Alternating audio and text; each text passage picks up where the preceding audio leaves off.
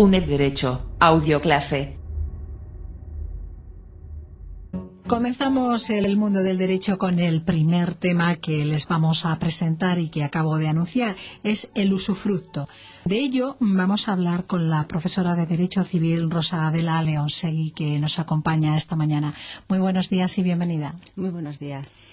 Es un derecho real de goce muy importante el usufructo y, en primer lugar, y para ubicarlo, me gustaría que nos explicara cómo está definido el usufructo en el Código Civil. ¿Cuál es el concepto de usufructo? Como muy bien decía, el usufructo es el derecho real de goce por excelencia y ya se conoce desde tiempos del derecho romano. Paulo lo definía como el derecho de usar y disfrutar de las cosas ajenas salva rerum substantia, es decir, dejando a salvo su sustancia.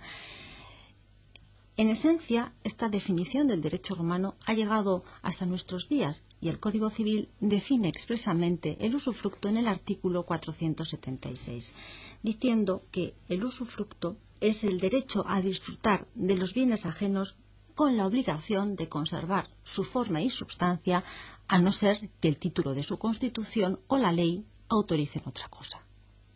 ¿Y cuáles son los caracteres del usufructo? Pues de la definición que acabamos de formular se infieren claramente los caracteres del derecho de usufructo. En primer lugar, el usufructo es un derecho real. Es un derecho real porque otorga a su titular un poder inmediato y directo sobre el objeto, en este caso, la cosa usufructuada. Es un derecho real de goce porque tiene un importantísimo contenido posesorio. El usufructuario va a poder usar y disfrutar la cosa usufructuada total o parcialmente, según se constituya el usufructo, sobre todo el objeto sobre el que recae o sobre parte de él. También es un derecho que puede recaer sobre bienes muebles o inmuebles, por tanto, mobiliario o inmobiliario. Y finalmente se caracteriza porque es un derecho temporal. Este carácter es fundamental en el derecho de usufructo, porque si el titular del derecho usufructuado pudiera disfrutar indefinidamente de las cosas pertenecientes a otro sujeto, en este caso el nudo propietario, pues evidentemente éste perdería el derecho de propiedad. El derecho de propiedad quedaría privado de contenido. Por tanto, el Código Civil limita siempre la duración del usufructo. Y finalmente podemos decir que es un derecho transmisible. ¿Cómo se constituye este derecho real de goce? El derecho de usufructo se puede constituir de tres formas, o tenemos tres vías para constituir el derecho de usufructo. Por ley, en cuyo caso hablamos de los usufructos legales, que en concreto tenemos el usufructo del cónyuge viudo y hasta la ley de 13 de mayo del 81 teníamos el usufructo paterno sobre los bienes de los hijos menores. Usufructo que, como digo, ha desaparecido de nuestro derecho. Junto a la ley, como modo de constituir el usufructo, tenemos la voluntad de los particulares y la prescripción adquisitiva o usucapión. Por voluntad de los particulares podemos constituir el usufructo tanto por actos intervivos, mediante cualquier acto o contrato, o por acto mortis causa, que son los denominados usufructos testamentarios.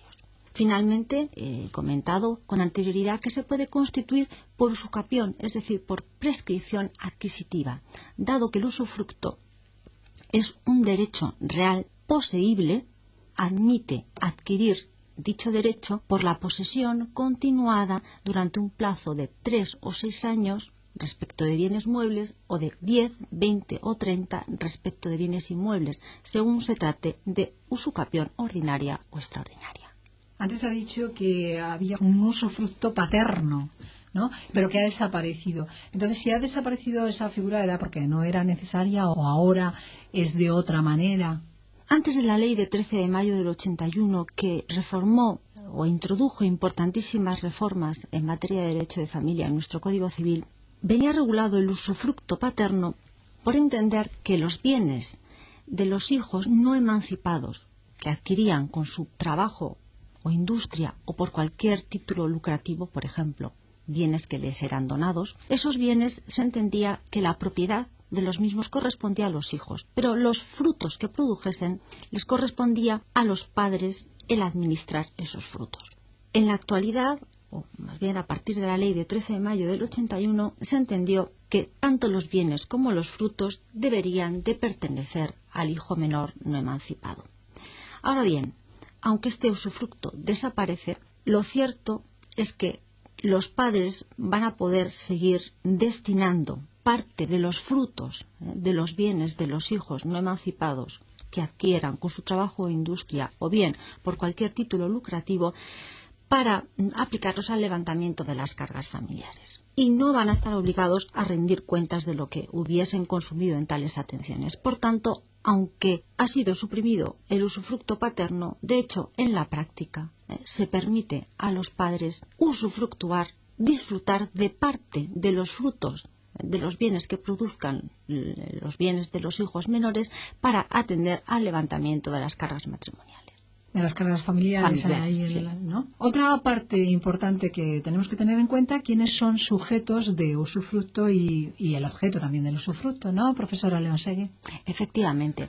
Como antes decíamos, el usufructo es un derecho en el que van a coexistir simultáneamente dos derechos reales. El derecho real pleno, que es el derecho de propiedad, y un derecho real limitado de goce, que es el derecho de usufructo. Por tanto, para que podamos constituir un usufructo es necesario que existan dos sujetos. El nudo propietario, que es el propietario del bien usufructuado, y el usufructuario, que es el sujeto que va a poder usar y disfrutar un bien ajeno. Por tanto, aquí vemos que aparece desmembrado o separado el dominio o propiedad y una de las facultades dominicales, que es el uso y disfrute del bien. El nudo propietario, como se deduce claramente de la expresión, va a ser el sujeto que conserva la propiedad desnuda, va a tener simplemente la propiedad, en tanto que el usufructuario va a gozar del uso y disfrute de esos bienes. Siempre es así, siempre goza del uso y del disfrute de eso, pero nada más, nunca llegará a ser propiedad de él, ¿no? Propiedad de él nunca, porque la propiedad corresponde al nudo propietario y cuando termine el usufructo vuelve a pasar al propietario. Lo que sucede es que el usufructuario tiene una serie de deberes y de facultades, y entre esas facultades está la facultad de disponer del usufructo. Este usufructo de disposición ha suscitado mucho debate en la doctrina porque realmente supone el permitir que el usufructuario ejercite facultades que son típicas del propietario. En estos casos de usufructo de disposición, el usufructuario no solamente se limita a usar y disfrutar de los bienes usufructuados. Yo tengo un usufructo, una finca que produce aceitunas, puedo recolectarlas. Sí, los beneficios son para ti. Y los beneficios son para mí. Pero tú no puedes vender, por ejemplo, efectivamente, esa finca, ¿no? Ahí está el quid de la cuestión. Yo no puedo vender la finca como usufructuario, pero en el usufructo de disposición sí que se puede arrendar y enajenar el derecho de usufructo. O sea, yo podría arrendar.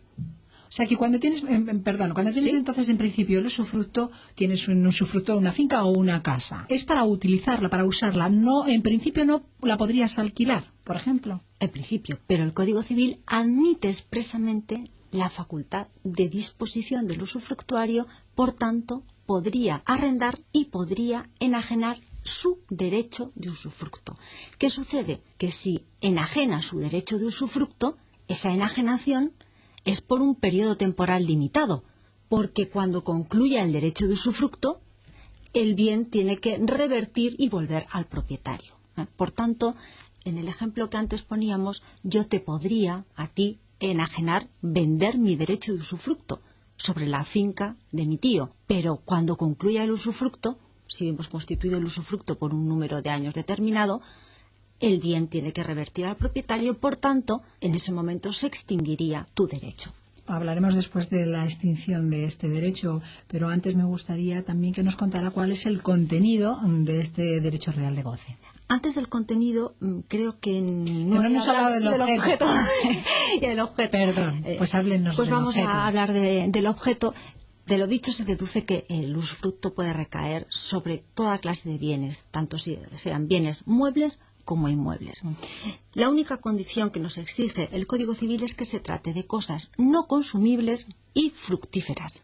Si consiste en el derecho a disfrutar usar y percibir los frutos de una cosa, evidentemente esta cosa ha de ser fructífera. No obstante, esta es la regla general y en determinadas ocasiones se admite lo que se ha denominado el usufructo de cosas consumibles. ¿Qué sucede? Que si el usufructo es de cosas consumibles, cuando el usufructuario la utiliza y la disfruta, la cosa se consumirá y desaparecerá. Como puede recaer sobre bienes muebles o sobre bienes inmuebles, imagínate que constituimos un usufructo sobre un jamón. Difícil Yo soy mantenerlo, ¿no? la propietaria del Y si lo jamón. quiero gozar, lo tendré que comer. Te lo tendrás que comer. No hay más remedio, porque no vas a disfrutar del jamón simplemente viéndolo y oliéndolo, ¿no? Te lo comerás, ¿no? Pues Y se extinguirá. Se terminará el... se trata de un bien consumible, por Ya. tanto, el uso y disfrute supone el consumo del bien. Está permitido por el Código Civil el usufructo de cosas consumibles. Lo que sucede es que estos usufructos son realmente excepcionales e impropios, porque van en contra de los caracteres habituales del derecho de usufructo. La cosa usufructuada tiene que ser no consumible y fructífera. Sí, es un tanto una excepción, vaya. Por tanto, es una excepción, pero ¿qué sucede? Tú te comes el jamón y, evidentemente, el jamón ha desaparecido, Puedo dejar el pero hueso. el usufructuario, como tiene que devolver el bien usufructuado al propietario, ¿tú qué tendrás que hacer? Pues devolverme otro tanto de la misma especie y calidad. Por tanto, devolviéndome otro jamón, en estos supuestos tan excepcionales de usufructo consumible, el usufructuario consume el objeto de usufructo, pero luego está obligado Con esa condición de a devolver al propietario otro tanto de la misma especie y calidad o su valor en dinero. Bueno, pues pasemos entonces ya al contenido. ¿A cuál es el contenido? Cuando antes hablaba de los modos de constituirse el derecho de usufructo, me refería a la posibilidad de constituirlo por ley o constituirlo por voluntad de los particulares. Es muy frecuente que el usufructo se constituya por voluntad de los particulares y el modo de constitución del usufructo es fundamental a la hora de determinar el contenido del mismo. Si son los particulares los que mediante acto inter vivos, es decir, mediante un contrato, o por acto mortis causa, es decir, en testamento, constituyen un usufructo, van a determinar el contenido de ese usufructo, porque van a determinar los derechos y obligaciones del usufructuario. Por tanto, lo que tenemos que tener bien claro, porque el Código Civil así lo dispone cuando lo define, es la posibilidad que tienen los particulares de constituir el usufructo y, en ese caso, atribuir al usufructuario los derechos y obligaciones que ellos crean conveniente, siempre y cuando no contradigan las disposiciones del Código Civil. Por tanto, en primer lugar, estaremos al título constitutivo. Y en el caso de que en el título constitutivo no se indique nada respecto a los derechos y obligaciones del usufructuario, pues entonces aplicaremos supletoriamente la normativa del Código Civil relativa al usufructo, que es muy abundante y extensa. ¿Cuáles son, según el Código Civil, los derechos y obligaciones del usufructuario? Pues bueno, sintéticamente vamos a ver cuáles son. Evidentemente, el usufructuario tiene un derecho primordial y fundamental, que es el derecho a disfrutar de la cosa usufructuada. Y este derecho se puede diversificar en dos puntos, en cuanto a los frutos y en cuanto a las accesiones. El usufructuario disfruta de la cosa usufructuada y, por tanto, percibe los frutos que esa cosa produce, y esos frutos pueden ser naturales, industriales o civiles. Y además de percibir esos frutos, tiene derecho a las accesiones. ¿Esto qué quiere decir? Pues que el usufructuario puede disfrutar del aumento que reciba por accesión la cosa usufructuada, también de las servidumbres que se hayan constituido a su favor, ¿no? Si en una finca usufructuada hay una servidumbre de paso, el usufructuario podrá disfrutar de esa servidumbre de paso. Y en general de todos los beneficios inherentes a la cosa usufructuada. Por tanto, en el supuesto de una finca, podría el usufructuario tener derecho a cazar. Si en esa finca hay piezas de caza. Junto a este derecho a usar y disfrutar de la cosa usufructuada está el derecho de mejorar la cosa usufructuada. El usufructuario puede hacer las mejoras útiles o de recreo que tenga conveniente en la cosa usufructuada, pero siempre que no altere la forma y sustancia de la misma. Y claro, el nudo propietario no tendrá por qué abonárselas, salvo que cuando se restituya la cosa quiera quedarse con esas mejoras. En cuanto a las obligaciones del usufructuario, vamos a distinguir en 3 momentos: durante el usufructo, antes de constituirse el usufructo y al finalizar el usufructo. Antes de comenzar el usufructuario está obligado a formar inventario y prestar fianza, salvo que esté dispensado por ley de estas obligaciones. Como ejemplo, podríamos pensar, ¿cuándo el usufructuario está dispensado de la obligación a prestar fianza? Pues mirar, por ejemplo, en el supuesto de que venda o done una cosa usufructuada y él, al realizar la venta o donación, se reserve el usufructo, porque ahí lo que ha hecho es transmitir la propiedad y se queda con el usufructo. Obligaciones fundamentales: guardar y conservar la cosa usufructuada, hacer las reparaciones ordinarias que sean necesarias, contribuir al abono de las contribuciones y cargas que pesen sobre la cosa usufructuada y comunicar al propietario la necesidad de reparaciones extraordinarias. Y finalmente, cuando concluye el usufructo, la obligación fundamental es devolver al propietario la cosa usufructuada sin haber alterado evidentemente su forma y sustancia. Y por último, en cuanto a la forma de extinción del usufructo, el usufructo se extingue fundamentalmente por la muerte del usufructuario. Si bien esta causa de extinción tiene algunas excepciones. ¿Qué excepciones son estas? Pues cuando el usufructo se constituye a favor de varias personas simultáneamente. Evidentemente, si hay varias personas que simultáneamente pueden disfrutar de una cosa, el hecho de que fallezca una no impide que el resto pueda continuar disfrutándola. Además de por la muerte del usufructuario, se extingue por el cumplimiento de la condición resolutoria o el vencimiento del plazo por el que se constituyó, por la consolidación o reunión del usufructo y la propiedad en una misma persona. Imaginaros que yo la finca que tengo usufructuada, pues se la compro al propietario. Ya reúno la doble cualidad de propietario y usufructuario, por tanto se extingue el usufructo. También por la renuncia del usufructuario, por la pérdida total del objeto usufructuado, por la resolución del constituyente, que decide, el nudo propietario decide resolver el usufructo, y por prescripción. Si no se usa durante 6 años respecto de bienes muebles o 30 respecto de bienes inmuebles, el derecho de usufructo se extinguirá. Profesora Leonsegui, aquí sí tenemos que concluir, y en estos primeros minutos hemos visto este importante derecho real de goce como es el usufructo. Gracias y hasta otra ocasión. Hasta otra ocasión. Muy buenos días.